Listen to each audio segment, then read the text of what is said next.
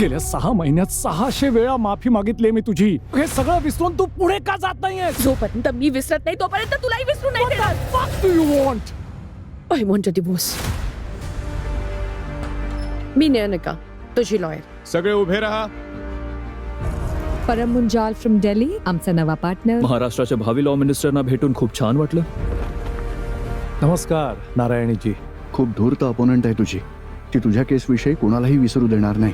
आता जो तुरुंगात असायला हवा होता तो आज माझ्या विरोधात निवडणूक लढतोय.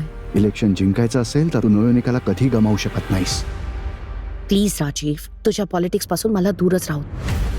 युअर ऑनर, तुम्ही कंप्लेनंटला असं धाक नाही दाखवू शकत. Just shut up miss Sengupta. मी गप्पा बसणार नाही युअर ऑनर. सगळ्यांना माहिती आहे how good you are, hard working, honest. मला असं का वाटतं की इथे एक पण आहे. तू खूप इमोशनल आहेस नोयोनिका.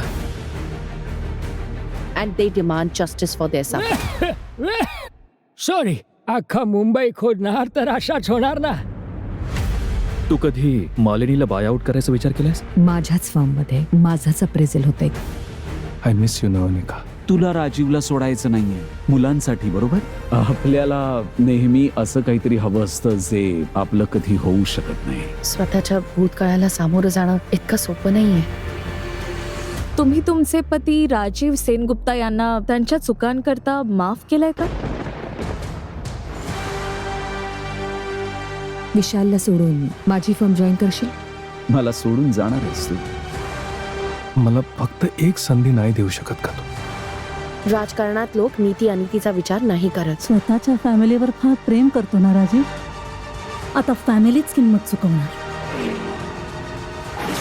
जर मुलांवर संकट आलं तर एक आई तिच्या मुलांसाठी काहीही करू शकते.